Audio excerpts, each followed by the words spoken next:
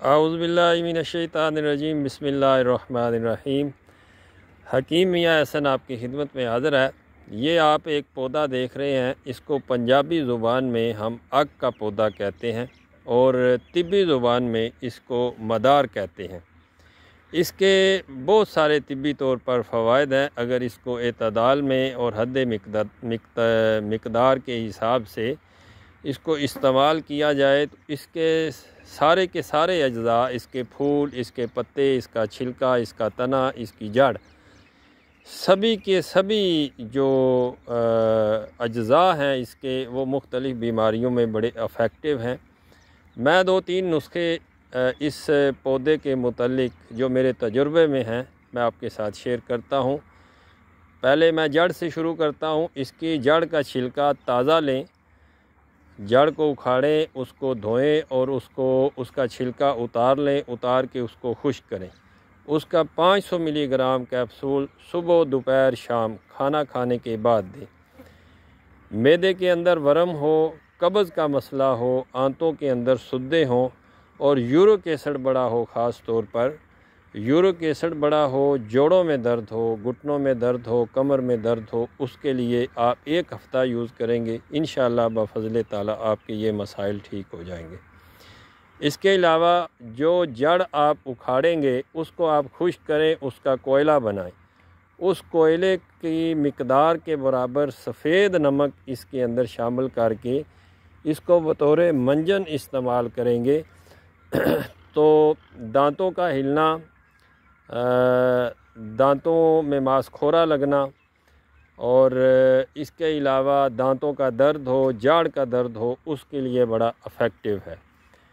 और तीसरी चीज़, इसके पत्ते दमा के लिए बड़ा अफेक्टिव है। दमा हो, बलगमी दमा हो, खुश्क दमा हो, खांसी हो, पुरानी से पुरानी खांसी हो, चाहे वो सीने पे बलगम जमी हो या फेफड़ों पे जमी हो, तो उसके लिए आपने इसके 10 पत्ते लेने हैं। पत्ते आपने ऊपर वाली साइड से नहीं लेने बल्कि नीचे वाली साइड से पके हुए पत्ते जो हैं बड़े साइज़ के 10 पत्ते आपने लेने हैं और 10 पत्ते लेके आपने 1.25 किलो पानी के अंदर इसको जोश देना है। पहले पत्तों को आपने सादा पानी से धो लेना है।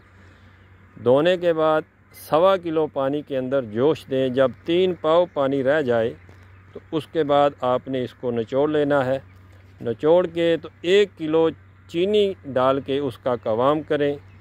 ठंडा होने पे उसको आपने महफूज कर लेना है। ये 1 लीटर की बोतल आपका शरबत बनेगा और ये 1 लीटर की बोतल एक मुकम्मल कोर्स है दमा के मरीज़ के लिए, चाहे वो दमा 20-25 साल पुराना हो। दमा के मरीज़ के लिए, बलगमी खांसी के लिए, पुरानी से पुरानी खांसी के लिए, चाहे वो खुश्क खांसी हो, बलगमी हो, फेफड़ों पे या सीने पे बलगम जमी हो या मैदे के अंदर बलगम का मसला हो, जो भी ग़ज़ा खाते हों और मैदा बलगम बनाता हो सर्दी की वजह से, वो इंशाअल्लाह इससे आपके मसाइल जो हैं वो ठीक हो जाएंगे। बड़ी अफेक्टिव चीज़ है और आम मिल जाती है नदी नालों के किनारे, ये वीरानों में, सड़कों के किनारे, आम पाकिस्तान के हर कोने में, हर जगह पे ये पौधा आम मिल जाता है। मदार इसको कहते हैं और अग इसको पंजाबी ज़ुबान में कहते हैं। बहुत शुक्रिया अब आपका। वीडियो को लाइक किया करें, वीडियो को शेयर किया करें। फ़ी अमान अल्लाह।